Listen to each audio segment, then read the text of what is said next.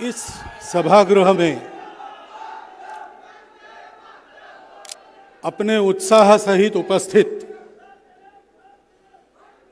सभी तरुण बंधु भगिनी, उपस्थित नागरिक सज्जन, माता भगिनी,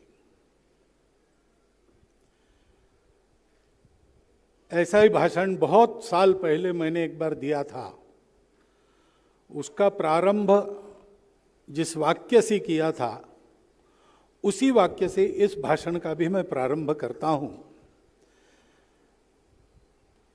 आपका जोश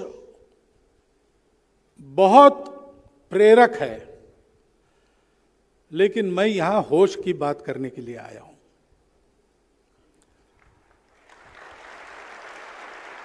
जोश तो आवश्यक है, बिना जोश के कोई काम नहीं होता। इसीलिए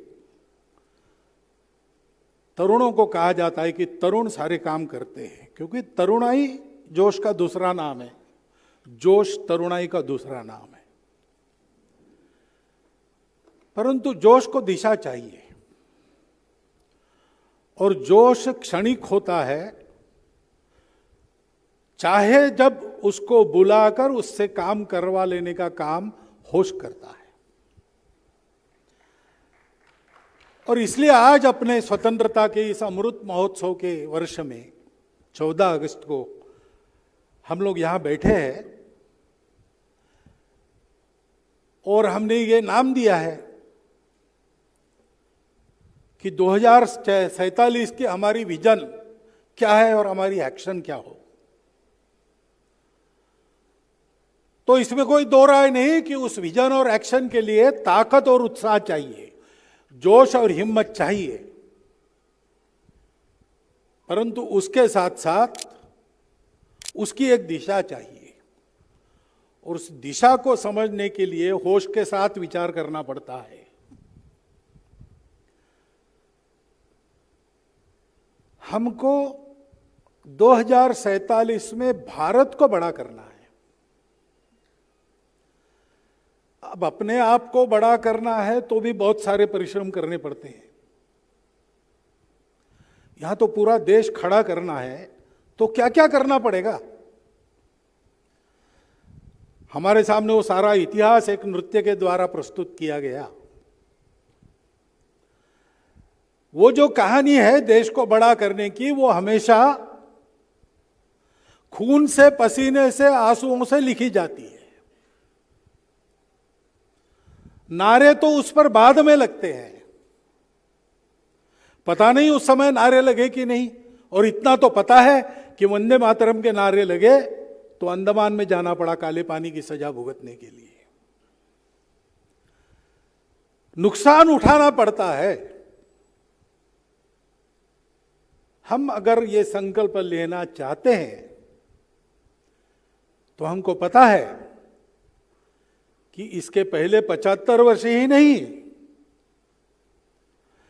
जब से पहला आक्रामक वायव्य दिशा की अपनी सरहद लांघ कर इस देश में कदम रखता गया, तब से आज तक इस भारत को भारत रखने के लिए, इस भारत को बड़ा होने के भविष्य का अवसर रखने के लिए कितने ही वीरों के बलिदान हुए हैं। लाख लाख पीढ़ियां लगी जब हमने इस संस्कृति को उपजाया, और कोटि कोटि सर चढ़े, तभी इसकी रक्षा संभव हो पाई। उस बलिदान की, त्याग की तैयारी जिनकी है, उनके लिए ये विजन, ये एक्शन है, उनके लिए आज का कार्यक्रम है। जो ये हिम्मत नहीं करते सोचने की भी, उनके लिए कार्यक्रम नहीं है। जो केवल अपनी सोचते हैं, उनके लिए कार्यक्रम नहीं है।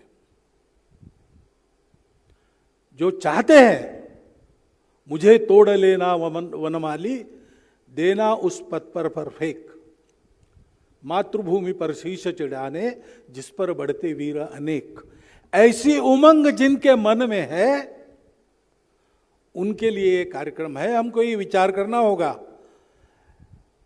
विजन और एक्शन 2047 की, इस पर भाषण देना आसान है। इस काम को करना है तो बीड़ा उठाना है। कबीरा खड़ा बाजार में लिए लुकाटी हाथ, जो घर फूंके आपनों चले हमारे साथ। कितने ही लोगों ने अपने घर को फूंक दिया, अपने प्राणों की बलि दे दी, हंसते हंसते। कोई पश्चाताप नहीं था। खुदीराम बोस जब फांसी पर चढ़े तो उनकी माताजी थी, सार्वजनिक फांसी हो गई। माताजी भीड़ में खड़ी रहकर देख रही थी। उसकी आंखों में स्वाभाविक आंसू थे। खुदीराम बोस के मन में क्या विचार है, कवि वर्णन करता है। खुदीराम बोस कहते, माता रो मत, अभी जाकर आता हूं, काम अधूरा है। 9 महीने के बाद फिर तुम्हारे ही उधर से जन्म लूंगा और इस काम को पूरा करने के लिए फिर जीवन खपाऊंगा। ये जोश चाहिए जो होश से निकलता है। पहली तो बात है, हमारे एक्शन के पहले हमारा गोल, उस गोल तक जाने की पक्की संकल्प शक्ति। यह काम हमको करना ही है।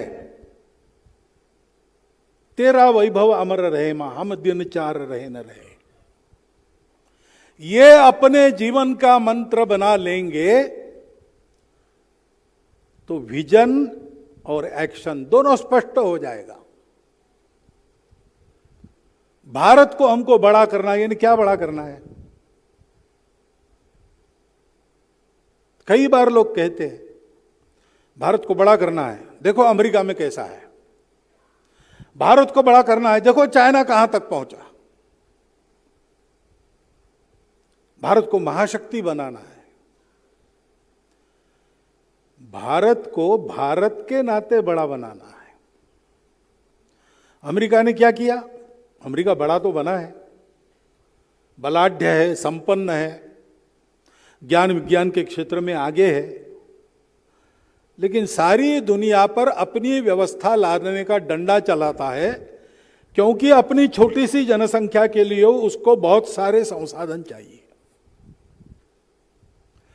चीन भी बड़ा बना है, आगे गया है, लेकिन अपने सामर्थ्य का उपयोग अन्य देशों के टुकड़े अलग करके अपने साम्राज्य का विस्तार करने के लिए करता है। क्या भारत को ऐसा बनना है? ये भारत नहीं है। भारत एक स्वभाव है। भारत ने जाना है, इतिहास ने जब आंखें खोली तब उसको ज्ञान संपन्न भारत मिला। वो ज्ञान क्या था? वो ज्ञान है संपूर्ण अस्तित्व की एकता का ज्ञान। अधूरे ज्ञान में आज भी दुनिया भटक रही है। बहुत प्रगति हुई है, बहुत सुविधाएं मिली है, बहुत सारा भौतिक ज्ञान का विस्तार हुआ है, परंतु आज भी कोरोना जैसी बीमारी सारे विश्व को 2 साल के लिए पंगु बना देती है।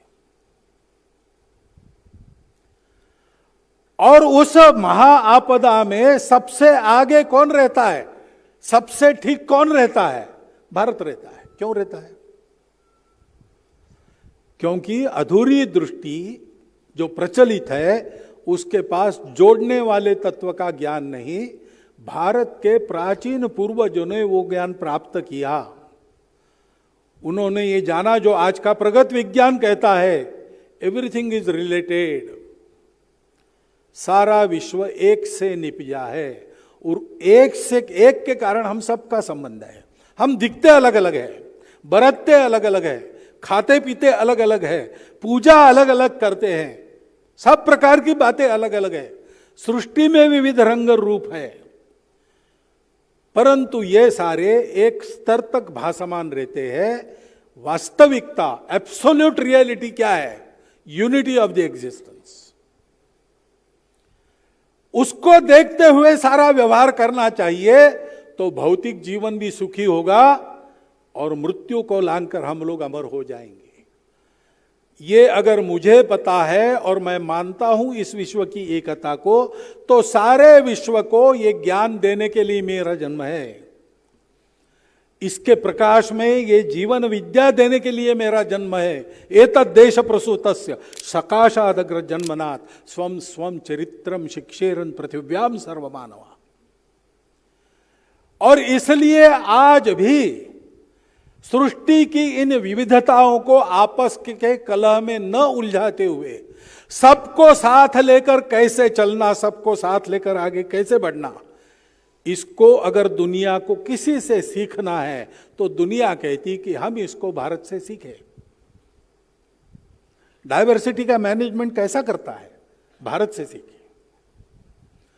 पर्यावरण और विकास साथ में कैसे चल सकते हैं, विकसित भारत की जो अवस्था थी उसको देखिए। काल सुसंगत उसका रूप खड़ा करना पड़ेगा, लेकिन उसको देखिए। सब प्रकार की परस्पर विरोधी दुविधाओं से दुनिया भरी है। दुनिया का यही स्वरूप है, उसमें द्वैत है। लेकिन अद्वैत की भूमि पर पक्का खड़ा रहकर द्वैत की दुविधा को ठीक से चलाना, managing the diversities, managing the dualities, ये कहां से आएगा? भारत से आएगा। उसको देने वाला भारत हमको खड़ा करना है। भारत का वो रूप है, भारत का वो अर्थ है, भारत का वो भाव है। अपने संविधान की प्रस्तावना में, अपने संविधान के मार्गदर्शक तत्वों में और अपने संविधान में नागरिक अधिकारों के साथ नागरिक कर्तव्य स्पष्टतया उल्लेखित है। इस बात के पीछे भारत का ही वो स्वभाव है। ये आज की बात नहीं है। भारत कोई दुनिया के पटल पर आज जन्मा हुआ देश नहीं है। अंग्रेजों ने जिसको एक किया ऐसा देश नहीं है। आक्रामकों के कारण जिसमें एकता आई ऐसा देश नहीं है। सारे विश्व की अंतर्निहित एकता को जिसने पहचाना और अपने देश की सारी विविधता को उस एक धागे में पिरोकर जिसने एक विश्व गुरु राष्ट्र का निर्माण किया, जो 3000 साल तक सतत सब प्रकार की वैभव संपन्नता के शिखर पर, सब प्रकार के पराक्रम के ऊंचे शिखर को छूता हुआ, ज्ञान देकर सारी दुनिया को समृद्ध बनाने वाला, किसी को न मिटाने वाला, किसी को न बदलने वाला, ऐसा भारत रहा। वो प्राचीन भारत आज नवे कलेवर में 15 अगस्त 1947 के बाद खड़ा हुआ है। उसका विचार करना चाहिए और उसका विचार करने के लिए हमको पता चाहिए। अभी कहा गया नैरेटिव जो अभी आ गया आपके सामने नृत्य में, कि आज के इतिहासकार अपनी सभ्यता को केवल 2400 साल पुराना मानते। ये आज के इतिहासकार नहीं, ये कल के इतिहासकार है। अगर कोई ज्ञानी है इतिहास का या किसी भी शास्त्र का, विज्ञान का, उसको अप टू डेट होना पड़ता है। और अप टू डेट नॉलेज क्या है? राखी गढ़ी के उत्खनन से बाहर आया है कि कम से कम 9000 साल पुरानी, जिसको सिंधु सरस्वती सभ्यता कहते हैं, वो उत्तर दक्षिण पूर्व पश्चिम पूरी भारतव्यापी सभ्यता थी और ईसा पूर्व 9000 साल कम से कम पुरानी है। हमको ये सीखना पड़ेगा। अभी ये ज्ञान है लेकिन हमारे सामने नहीं, हमारे पाठ्य पुस्तकों में नहीं। अंग्रेजों ने जो यहां परंपरा डाली उसमें धो गया है ये स्मरण। हमको उसको याद करना पड़ेगा, उसके लिए ढूंढना पड़ेगा। पाठ्यक्रम बदलेगा, फिर पुस्तकों में आएगा, फिर हम पढ़ेंगे। रुकने की फुर्सत नहीं है। शीघ्रातिशीघ्र भारत को बड़ा करना है। हमको ये प्राप्त करना पड़ेगा। ये उपलब्ध है, खोजेंगे तो मिलेगा, खोजना पड़ेगा। भारत की वास्तविकता को हमको जानना पड़ेगा। इतना बड़ा भूगोल था भारत का, छोटा क्यों हो गया? संस्कृत का व्याकरण जिस जगह पर जन्मा, वो जगह आज भारत में क्यों नहीं है नहीं है, उसके पीछे किसकी रंजिश है, क्या है, वो बात छोड़ दो। लेकिन कारणों को समझना पड़ेगा। हम इस भारत को भूल गए, हम इस अपने अंतर्निहित एकता के सूत्र को भूल गए। विदेशों के आक्रामक तो बाद में चढ़कर आए, पहले तो हमने ही अपनों को भुला दिया। हमने ही जात पात की दीवारें खड़ी कर दी, जो व्यवस्थाएं थी उनको हमने दरिया, जो चौड़ी खाइया बना दिया, जो हमको दूर रखती है। और अज्ञानवश उसी को धर्म मानकर चलते रहे। धर्म के नाम पर कितना बड़ा अधर्म हुआ, शास्त्र में नहीं है, महापुरुषों के उपदेश में नहीं है। हमारे जो आत्मविस्मृति के कारण छोटे अहंकार बड़े हुए, उसके कारण यह हुआ। उन छोटे अहंकारों को हवा देकर हमको आपस में लड़ाने की साजिशें बाद में विदेशियों ने की और स्वतंत्र भारत में आज भी चलती है। वो समझ में आना चाहिए, उससे सावधान होना चाहिए। इसलिए उस भारत को जानना पड़ेगा जो विश्वगुरु था, जो तपस्वी था, त्यागी था, परम वैभव संपन्न होने के बाद भी सारी दुनिया को खिलाता था, परम बल संपन्न होने के बाद भी किसी को पीड़ा न देते हुए दुर्बलों की रक्षा करता था। यह हमारा इतिहास है, उसको जानना पड़ेगा। जो इतिहास हमको कहता है कि तुम्हारे पूर्वजों ने कोई रण गौरव, धन गौरव प्राप्त नहीं किया, उनको सिकंदर से लेकर तो अभी तक अपने देश की सीमाओं का उल्लंघन करने वालों के साथ जो कड़ा संघर्ष हमने किया है और पग पग पर विजय पाई है, कभी लड़ाइयां हारे होंगे, युद्ध कभी नहीं हारा है। ये जो हमारा इतिहास है संघर्ष का, वो बताना पड़ेगा। कितने ही आघात हमने झेले हैं, कितनी ही परिस्थितियां झेली है, हम चलते आए। अमृत पीकर दुनिया मरती लो, अमर हुआ मैं विष पीकर, ऐसा मृत्युंजय हमारा इतिहास है। वो हमको सुनना पड़ेगा, वो हमको समझना पड़ेगा, उसको बताना पड़ेगा। हम अमृतत्व के पुत्र हैं, वो हमारा भारत है। उस भारत के सत्य को जानना, समझना, ये दूसरी आवश्यक शर्त है। पहली मैंने बताई, इस रास्ते पर कदम बढ़ाना है तो अपना विचार छोड़कर सर्वस्व त्याग की तैयारी रखते हुए चलना पड़ेगा। ये स्वतंत्रता मिली हमको ऐसे ही नहीं मिली, कितने बलिदान हुए, सब प्रकार के परिश्रम हुए, रणांगण में बलिदान हुए, शांतता में सत्याग्रह भी हुए, लोगों ने तरह तरह से अपने जीवन लगाए। किसी ने अपने आप को फांसी पर चढ़ा दिया हंसते हंसते, किसी ने विज्ञान के अनुसंधान में अपने आप को इसलिए लगाया कि इस क्षेत्र में भी भारत का नाम बड़ा होना है। जगदीश चंद्र बसु क्यों रिसर्च करते थे? रविंद्रनाथ टैगोर से चर्चा में उनको यह प्रेरणा मिली और इसलिए पहला विषय उन्होंने चुना भारत के सनातन तत्वज्ञान के आधार पर। चराचर अगर चैतन्यमय है तो वनस्पतियों को भी प्राण है, उनसे भी बात की जा सकती है। हर्ष शोक की संवेदना वहां भी अनुभूति में लाई जा सकती है। ये उनका संशोधन है। बहुत कठिन परिस्थिति में अपनी लैबोरेटरी क्यों चलाते थे? इसलिए कि भारत को विज्ञान के क्षेत्र में आगे ले जाना है।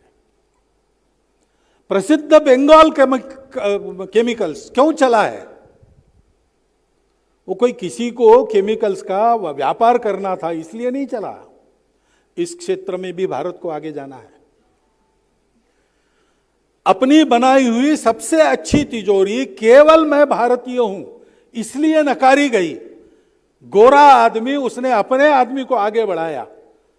ताला मैंने बनाया, वो धुतकार दिया, वो सबसे अच्छा था। भारतीयों का मान व्यापार में भी आगे बढ़े, इसलिए टाटा उद्योग की सृजना हुई और टाटा उद्योग उधर स्थापन हुआ। उसका कारण विवेकानंद है। जमशेदजी टाटा से उनकी जहाज पर चर्चा हुई थी। टाटा ने व्यापार किया और इंस्टीट्यूट ऑफ साइंस भी खोली। इसके पीछे विवेकानंद की प्रेरणा है। जहाज रानी के क्षेत्र में भारतवर्ष आगे आए, इसलिए अपनी सारी जायदाद बेचकर पट्टन स्थाणु पिल्लई जी ने एक जहाज कंपनी शुरू की थी। अंग्रेजों ने अपने षड्यंत्रों के द्वारा उसको डुबा दिया, बात अलग है। लेकिन ये क्यों किया उन्होंने? जहाज रानी के क्षेत्र में भारत आगे आए।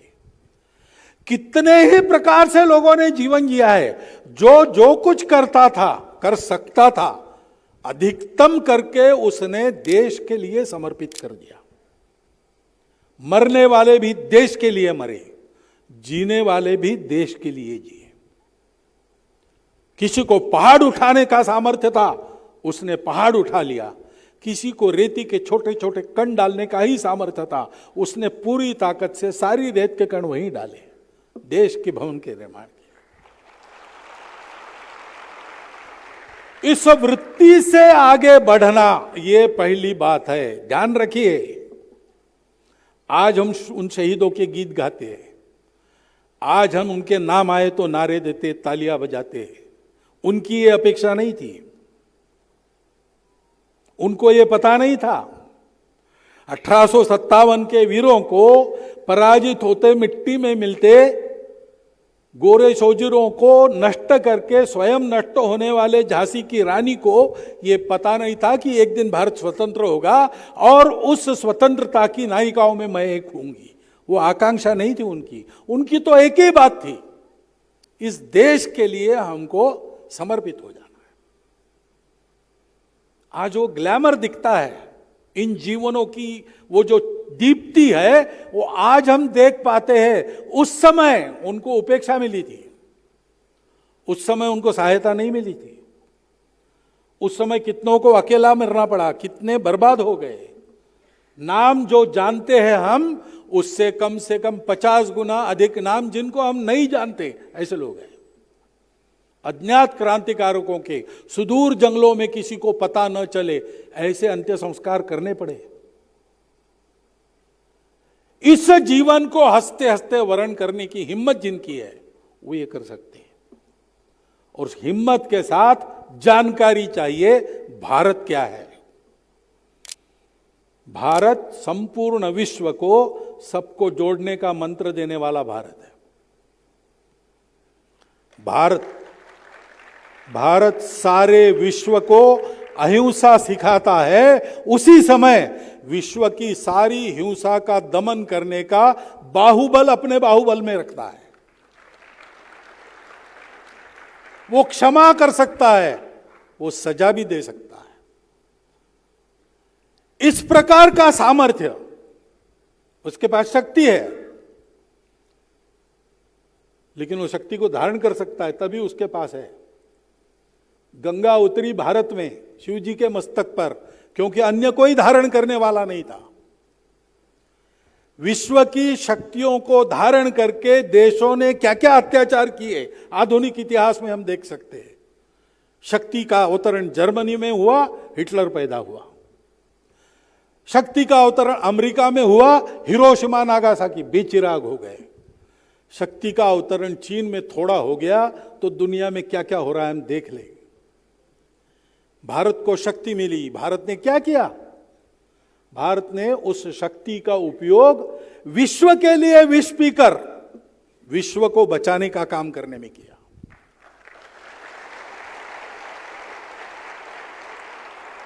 भारत अहिंसा का पुजारी है, भारत दुर्बलता का पुजारी नहीं है। भारत शक्ति की आराधना करता है। मन में उस अहिंसा को धारण करके और हाथ पैरों में उस शक्ति को धारण करके हमको इस पथ पर आगे बढ़ना है। भारत को जानकर चलना है और सोचना है कि क्या करना है। पहली बात है, भारत को बड़ा बनाना है तो भारत का स्वभाव अपना स्वभाव होना चाहिए। पंथ, जाति, प्रांत, भाषा आदि के आधार पर एक एक मनुष्य को बांट बांट कर देखना, जो अलग दिखते हैं वो एक हो ही नहीं सकते, ऐसा मानकर चलना, ये भारत नहीं है। भारत मानता है एक होने के लिए एक सा होने की जरूरत नहीं। एक होना तो मन की बात है, मन की एकता होती है, समरसता होती है। उसके बलबूते प्रकृति ने जितने भेद रखे उतने भेदों को साथ चलाओ। बाकी और कोई भेद मानने की या तैयार करने की जरूरत नहीं। भारत के अवनति के काल में कई प्रकार की विकृतियां ऐसी आई है। अपने मन को पहले उससे मुक्त करके चलना पड़ेगा। उन भेदों के आधार पर स्वार्थ की मांगे उठती है, उन भेदों को भड़काकर स्वार्थ की लालच देकर कई प्रकार की गतिविधियां चलाई जाती है। भावना के आवेग में उनके साथ हम न जुड़े, क्योंकि भारत संपूर्ण विश्व की एकता मानता है, वैसे ही विश्व की हर छोटी बड़ी विविधता को मान्यता देता है, स्वीकार करता है, उसका स्वागत करता है। तो छोटी विविधताएं हैं, हमारी अपनी भाषा है, हमारा अपना प्रांत है, प्रांत में हमारा उपप्रांत है, हमारी अपनी पूजा पंथ संप्रदाय है, ये सब हमको प्यारा है, प्यारा होना चाहिए। हमारे घर परिवार का एक एक सदस्य हमको प्यारा होना चाहिए। हमारा गांव, हमारा रीजन, हमारा उपप्रदेश, हमारा प्रदेश, हमारी भाषा, पूजा, खान पान, रीति रिवाज सब कुछ हमारे प्यारे होते हैं, तो संपूर्ण विश्व पर प्रेम करने की हमारी क्षमता रहती है। परंतु इन छोटी पहचानों को लांग कर उसके आगे जाकर व्यापक दृष्टि से विचार करने का मन भी चाहिए। इन सब बातों को लेकर भी हमको भारत होना पड़ेगा। भारत को बड़ा करना है ना, तो भारत के सब जाति के लोग मेरे अपने हैं, भारत की सब भाषाएं मेरी अपनी भाषा है। भारत की राष्ट्रभाषा कौन सी? भारत की सारी भाषाएं राष्ट्रभाषा है। आपस में बात करने के लिए कोई एक भारतीय भाषा हम चुन लेंगे। पूरा भारत, उसके जल, जंगल, जमीन, जानवर सहित मेरा अपना है।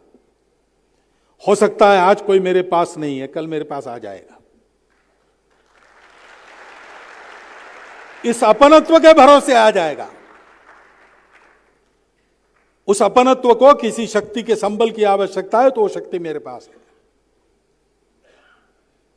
अखंड भारत की बात करते तो डरने की क्या बात है? लोग डर जाते हैं। कब होगा? डरना छोड़ देंगे तब होगा।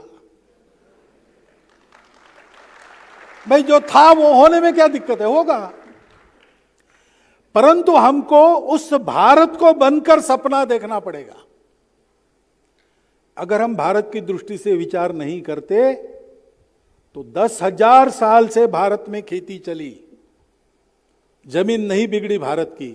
जमीन कब से बिगड़ी? जब से हमने अनुभव सिद्ध अपना खेती का तंत्र छोड़कर अधिक और शीघ्र उत्पाद की लालच में रासायनिक खादों का इस्तेमाल करना शुरू कर दिया। सारी दुनिया गड्ढे में गिर गई। हम भी अंध होकर, अपने स्वरूप को भूलकर, अपने स्मरण को खोकर, अपने आप पर के विश्वास को खोकर विदेशों के अंधानुकरण में चले गए। आज की समस्याओं में आधे से ज्यादा समस्याएं उस अंधानुकरण के कारण है। हम अपने भारत में अपने कार्यक्रम के शीर्षक में अपनी भाषा का इस्तेमाल नहीं कर सकते। हम जब तक विजन और एक्शन नहीं कहते तब तक हमारा आकर्षण नहीं बनता विषय के साथ। ऐसा है क्या? हमको इस बात को बदलना पड़ेगा। बातें कड़वी लगेगी, आपको अप्रिय लगेगी, लेकिन यह सत्य है।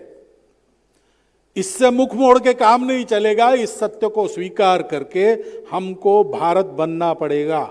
भारत की भाषा, भारत की भूषा, भारत का इतिहास, भारत का भूगोल, भारत के जंगल, भारत के जानवर, पशु पक्षी, सब कुछ मुझे मालूम चाहिए। और इस भारत का जो भाव है एकात्मता का, उस भाव का मूर्तिमंत उदाहरण मेरा जीवन होना चाहिए। फिर बात आती है कि हम करने चले जाए उसके पहले हम इस देश की भक्ति को अपने दैनंदिन जीवन की प्रत्येक कृति में उतारे। कैसे उतारना? भगिनी निवेदिता कहती है कि स्वतंत्र देश में देशभक्ति का रूप होता है नागरिक अनुशासन। अंग्रेजी में वो लिखती थी सिविक डिसिप्लिन, ऐसा उन्होंने उल्लेख किया है। हमको इस अनुशासन की बहुत आवश्यकता है भाई।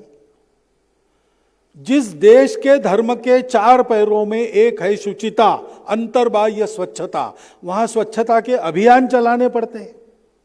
और अभियान चलाने के बाद भी अभी भी रास्ते के दोनों तरफ कई जगह कचरों के दर्शन होते हैं। तो हम बातें करेंगे बड़े भारत की और छोटी बातें ऐसी ही छोड़ देंगे तो कैसे चलेगा।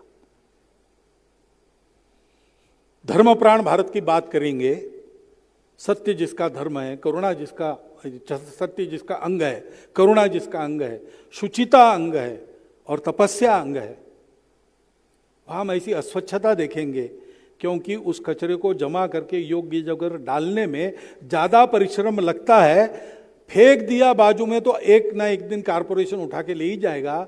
इस शॉर्टकट को लेने वाले तपस्या की बात कैसा कर सकेंगे। हमको अपने जीवन को परिश्रम का जीवन बनाना पड़ेगा। हम तपस्या करेंगे, किसी भी बात को छोटे रास्ते से नहीं चाहेंगे। जो भी चाहिए वो पूरी कीमत चुका कर लेंगे। दान में या मुफ्त मिलता है इसलिए उसके पीछे दौड़ते हुए ऐसा नहीं लेंगे। परिश्रम करेंगे और अपने आप को अंतर्बाह्य स्वच्छ रखेंगे। ऐसा जब होता है तब नागरिक अनुशासन का पालन होता है। हर बार अपने देशवासियों का, अपना देश का विचार करके हर कृति को करना, ये मेरे लिए ठीक है, लेकिन इसका परिणाम आसपास क्या होने वाला है, मेरे गांव पर क्या होगा, मेरे देशवासियों पर क्या होगा, मेरे देश के लिए चाहिए कि नहीं चाहिए, इसका विचार करके हर बात को जीना पड़ेगा। आगे चल के यही विचार विस्तारित होता है तो फिर देश की नीतियों में विचार इसका किया जाता है कि जो भी करना है वो देश के लिए उचित है कि नहीं। जो परंपरा से चलता आया है उसमें से देशानुकूल कितना, युगानुकूल कितना है। और जो बाहर से आया है, बाहर से भी आता है, ज्ञान कोई बपौती नहीं है किसी की। सारे विश्व के ज्ञान में से जो आता है हमारे पास वो देश के लिए हितकारक है, तो देश के लिए हितकारक बना के लेना। जो स्वदेशी है वो युगानुकूल चाहिए और जो विदेशी है वो देशानुकूल चाहिए। वो बनाने की बुद्धि तब बनती है जब अपने जीवन में इस प्रकार की शुचिता और परिश्रम की आदत रहती है।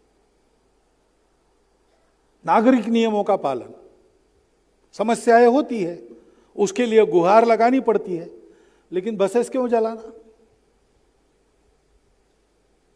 अंग्रेजों के जमाने में हमने सविनय सत्याग्रह किया। जो हमारे शत्रु थे, हमको गुलाम बनाने वाले थे, उनको यहां सत्याग्रह नागपुर में हुआ 1920 वाला 21 वाला, तो उस सत्याग्रह में डॉक्टर साहब ने बचाव का भाषण दिया, लेकिन सत्याग्रह का यह था कि बचाव भी नहीं करना, कानून तोड़ना और कानून तोड़ने की जो सजा मिलती है लेना। ऐसा उस समय हमने किया। हमारे अपने स्वतंत्र देश में हमने चुनी हुई सरकार जिस किसी पार्टी की जहां पर हो, अगर कोई गुहार लगानी है तो हम अपने सार्वजनिक संपत्ति को कैसे जलाते हैं। हम अपने बात के पीछे लोगों को जमा करने के लिए उनके सामने किसी शत्रु को क्यों खड़ा करते हैं। स्वतंत्रता के पहले हमको गुलाम बनाने वाले हमारे सामने शत्रु के नाते खड़े थे। शत्रु सामने है तो जोश आता ही है। आज कोई शत्रु नहीं है तो जोश दिलाने के लिए हम में से ही हम किसी को शत्रु बनाकर लोगों के सामने खड़ा करते हैं। आपस की छोटी पहचानों में शत्रुता ऐसा खड़ा करते हैं उनको। यह सब आदतें छोड़नी पड़ेगी। नागरिक अनुशासन का पालन इसमें यह भी आता है। जो जो अपने देश के हित के लिए आवश्यक है करेंगे। हमने बनाई व्यवस्था है, हमारे प्रतिनिधियों ने मिलकर दिया संविधान है, उसका ठीक से पालन हो।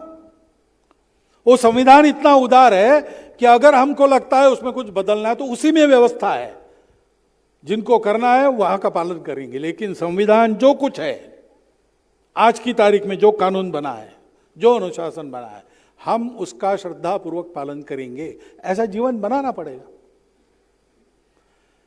फिर जो भी काम हम करना चाहेंगे उसको ईमानदारी से उत्कृष्ट करने का सीखना, उत्कृष्ट होना चाहिए। विश्व में उत्कृष्टता की कीमत होती है।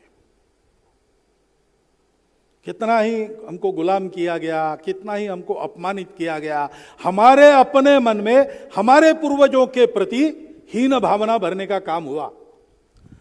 लेकिन ये जो कुचालों का षड्यंत्र है, बड़ा कुटिल और सर्वत्र विश्व में जो अजेय था, वो हमारे संगीत के सामने परास्त हो गया। संगीत को वो कम नहीं कर सके। आज भी भारतीय संगीत का बोलबाला सर्वत्र है। क्यों? एक उत्कृष्टता के स्तर पर उसको रखा है, वहां से नीचे गिराने की तजवीज हो ही नहीं सकती। हमारे योग को फिर से मानना पड़ रहा है, संस्कृत भाषा की उपयुक्तता, क्योंकि ये उत्कृष्टता के उस स्तर पर पहुंची है जहां से कभी गिरना नहीं होता है।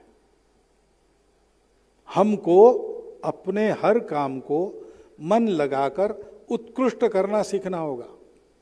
छोटा काम हो, बड़ा काम हो, अपने देश में करने का हो, विदेश में जाके बताने का हो।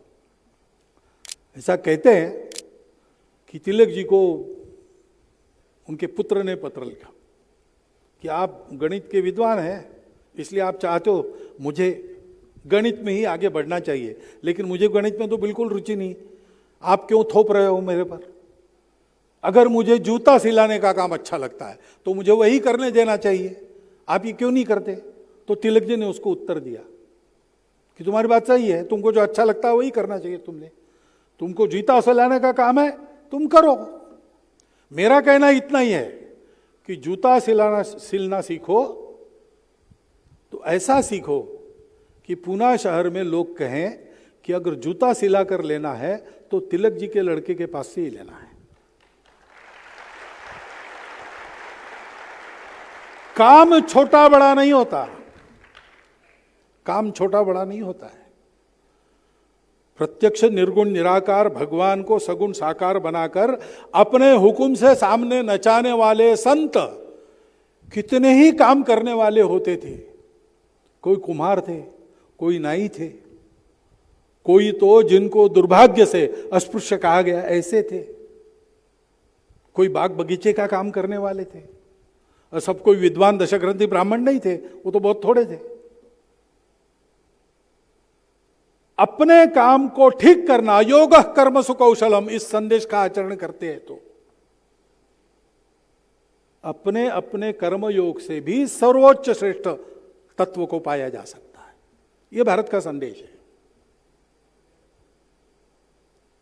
इसलिए उसका आचरण करना, जो भी आप कर रहे हो, आप इंजीनियर बनना चाहते हो, उत्कृष्ट इंजीनियर बनो।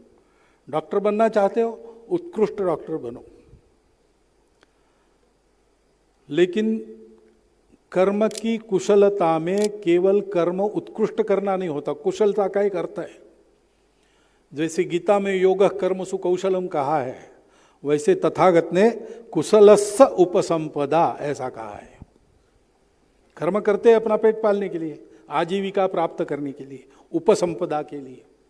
वो कुशल होनी चाहिए, ऐसे तथागत ने भी कहा है। तो कुशल शब्द का अर्थ क्या है? कुशल शब्द का अर्थ है कि वो करते समय दूसरे किसी की हानि न हो। और ये थोड़ा नकारात्मक हो जाता, न हो, उसको सकारात्मक जोड़ देंगे, दूसरे लोगों का भी उपकार हो, वो कुशल कर्म है।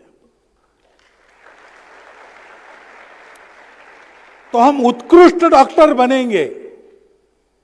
हम उत्कृष्ट डॉक्टर है इसलिए हम जिस बस्ती में रहते हैं उस बस्ती में स्वास्थ्य उत्तम हो गया लोगों का हमारे कारण, तो हमारी डॉक्टरी का उपयोग है। केवल ऊंचा होने से क्या होता है? ऊंचा भया तो क्या भया, जैसे पेड़ खजूर, पथिकन को छाया नहीं, फल लागे अति दूर। ऐसी उत्कृष्टता किस काम की? अटल जी तो प्रार्थना करते हैं, प्रभु मुझे इतनी ऊंचाई मत देना कि मैं किसी घास के उगते तिनके से बात न कर सकूं, इतना दूर मत करना कि मैं अपनों से ही दूर हो जाऊं। हमको उत्कृष्ट होना है और हमको उपकारी होना है। उपकार यानी अहंकार नहीं। जीवन का ये मंत्र है अपने यहां, आत्मनो मोक्षार्थम जगद हिताय च। कर्म ऐसा करो, उत्कृष्ट कर्म करो, तो आपके कर्मयोग से ही आप वहां तक जाओगे। लेकिन यह कर्म केवल आत्मनो मोक्षार्थम नहीं होता, आत्मनो मोक्षार्थम जगत हिताय च। एकांत में उसकी साधना, लोकांत में परोपकारी जीवन, ऐसा अपना जीवन बने। और ऐसा अगर अपना जीवन बनना है तो उस जीवन का जीने वाला मैं हूं, मुझे ठीक रहना चाहिए, मेरी आदतें, मेरा स्वास्थ्य, मेरा व्यायाम, मेरी शिक्षा, उसके लिए समय देना पड़ता है, देना ही चाहिए। अपने परिवार को ठीक रखना पड़ता है, क्योंकि परिवार स्वस्थ रहे तो हम स्वस्थता से सारे काम कर सकते हैं। परिवार की भी चिंता करनी पड़ती है, लेकिन अभी से तीसरी चिंता भी करना सीख लीजिए। रोज मेरे लिए मैं समय देता हूं। अभी मैं कमा नहीं रहा हूं तो मेरे पिताजी माताजी कोई ना कोई पैसा खर्चा कर रहे हैं, कमाई भी जाती है रोज मेरे लिए, मेरे परिवार के लिए भी ऐसा ही होता है, होना ही चाहिए। परंतु तीसरा समाज है, उसके लिए भी रोज मेरा समय और मैं जितना खर्चा कर सकता हूं उतना पैसा खर्चा होना चाहिए। अपने समाज के दुख, दारिद्र्य, अभाव, कष्ट को दूर करने का कोई काम, उसमें मैं रोज समय देता हूं। अभी से आदत लगनी चाहिए। आज समय और संपत्ति निकालने की आदत लगाएंगे, कल अगर जरूरत पड़ती है भारत माता को फिर से प्राणों के बलि की, तो यकायक नहीं आते, समाज का वातावरण देता है। ये वातावरण समाज में नित्य चाहिए। आक्रमण का तांता लगा, लेकिन समाज की नित्य सिद्ध शक्ति ऐसी थी, जितने मांगे उतने वीर दिए। जैसा आक्रमण था वैसा जवाब देने वाले दिए। कैसी लड़ाई सिकंदर पोरस की हुई थी, वैसी अनंगपाल और घोरी की नहीं हुई थी, वैसी छत्रसाल और औरंगजेब की नहीं हुई थी, वैसे शिवाजी महाराज की पांच बादशाहों से नहीं हुई थी, राणा प्रताप उसी तरीके से नहीं। सबके तरीके लड़ने के अलग अलग थे। लड़ाइयाँ होते होते होते सुभाष बाबू की एक तरीके से लड़ाई, गांधी जी की दूसरे तरीके से लड़ाई, समाज सुधारकों की अपने समाज की कमियों से तीसरे प्रकार की लड़ाई, और आत्मविस्मृत समाज को स्व का भान देने वाले दयानंद सरस्वती, विवेकानंद, राष्ट्रीय स्वयंसेवक संघ जैसा कार्य, इनकी अपनी लड़ाई अलग अलग तरीके से लड़ाई हुई। अलग अलग मोर्चों पर अलग अलग प्रकार से लड़ना पड़ता है। उस लड़ाई करने वालों को समाज ने दिया। संकट सामने था, संकट देश के अंदर था। आज सामने कोई नहीं है तो समाज सो जाता है। आपस के झगड़े, जात पात के झगड़े चलते, भाषाओं के झगड़े चलते, आंदोलन चलते, लूटपाट सब चलता है। लेकिन कारगिल जैसा कोई हादसा हो जाए तो तुरंत सारा समाज सब भूल के देश के लिए लग जाता है। तो ये तो कोई नहीं कह सकता कि भारतवासियों की क्षमता नहीं है। भारतवासियों की क्षमता है। 1947 के बाद एक नहीं 5 बार उन्होंने दिखा दी है। इस भारत को स्वतंत्र रखने को, इस भारत को प्रजातांत्रिक रखने को, इस भारत को सबको समान मानकर चलने वाला भारत बनाकर रखने को यहां का सामान्य व्यक्ति भी कटिबद्ध है। और समय आता है तो परिश्रम करता है, चुनौती संकट आता है तो परिश्रम करता है। ये आज भी है। इसलिए किसी प्रकार के निराशा की जरूरत नहीं। बस एक बात की आवश्यकता है कि संकट आता है तो हम तैयार रहते हैं। हम तैयार रहे तो संकट आएगा ही नहीं। सुख में सुमिरन सब करे, दुख में करे न कोय। जो सुख में सुमिरन करे तो दुख काहे को होए। हम सदैव तैयार रहे, क्योंकि आगे तो जाना ही है। संकट हो ना हो, चलना तो है ही। रास्ता सीधा है, सामने दिख रहा है, सपाट है, सब कुछ क्लियर हो गया है, कोई बीच में आने वाला नहीं। ये होने के बाद भी चलकर तो जाना है ही। और इसलिए इस तैयारी की आवश्यकता है, हम इसको करें और अधिकाधिक लोगों के पास जाकर अपनी मित्रता के आधार पर, अपने उदाहरण के आधार पर उनको भी इस रास्ते पर हमारा सहयात्री बनाएं। संपूर्ण देश विश्व की अशांति, विश्व के संकट दूर करने के लिए विश्व को रास्ता दिखाने वाला बलशाली, एकात्म, सामरस्यपूर्ण विश्व गुरु भारत खड़ा करने के काम में जीने मरने की शर्त लेकर, जीने मरने की जिद लेकर जुटा है। ऐसे अपने समाज को खड़ा करने वाला जो कोई काम है, एक ही होगा ऐसा नहीं है। मैं संघ को जानता हूं, लेकिन और भी लोग हैं। प्रामाणिकता से, निस्वार्थ बुद्धि से, ये ध्यान में रखिए, नहीं तो ठोकर खाएंगे। नकली माल से सावधान। और असली की पहचान क्या है? वहां प्रामाणिकता है, वहां स्वार्थ यत्किंचित भी नहीं, मुझे कुछ नहीं चाहिए है। ऐसे बहुत लोग हैं भारत में। जितना खराब हो रहा है ऐसा बताने वाले लोग हैं, उन्हीं के हाथ में है सारा माइक्रोफोन वगैरह, इसलिए ज्यादा वो आता है। लेकिन वो जितना कहते हैं उससे 40 गुना अधिक अच्छा भारत में करने वाले लोग हैं, व्यक्ति है, संगठन है, संस्थाएं हैं। हम किसी न किसी प्रयास के अंग बने अथवा अपनी प्रतिभा से हम हमारा अपना शुरू करें प्रयास। लेकिन वृत्तपत्र में नाम छपेगा, पहनूंगा स्वागत सुमार, छोड़ चलो ये क्षुद्र भावना, भारत के भावी तारणहार। संघ में हम कहते हैं हिंदू राष्ट्र के तारणहार। ये एक व्रत का कंकण बांधकर हमको चलना पड़ेगा। इसलिए कल के स्वातंत्र्य दिन के एक दिन पूर्व आपने मुझे बुलाया है। संदेश वगैरह तो मैं देता नहीं हूं, मैं काम कर रहा हूं। आप भी जानते हैं, आप में से भी अनेक लोग काम कर रहे होंगे और बाकी सब लोग काम करने की इच्छा रखते हैं। किसी भी मार्ग से काम करना शुरू कर दीजिए। संकल्प लीजिए कि हम ढूंढेंगे, अपने जीवन को बनाएंगे, ऐसा कोई काम ढूंढकर उसका अंग बनकर आजीवन अपने लिए कुछ ना चाहते हुए केवल समाज और देश के लिए काम करेंगे। जो भी करेंगे उसके लिए करेंगे। फांसी जाएंगे देश के लिए, घर में बैठ के अपना काम करेंगे, उत्तम करेंगे उसके लिए, पैसा देंगे उसके लिए, गीत गाएंगे उसके लिए। जो कुछ मेरा जीवन होगा बस भारत के लिए होगा। तेरा वैभव अमर रहे मां, हम दिन चार रहे न रहे, इस प्रकार की भावना लेकर अपने जीवन के शिल्पकार बनने का संकल्प आप लीजिए और कल का स्वातंत्र्य दिन मनाइए। ये एक अनुरोध मैं आपके सामने रखता हूं और धन्यवाद देता हुआ मेरी 4 शब्द समाप्त।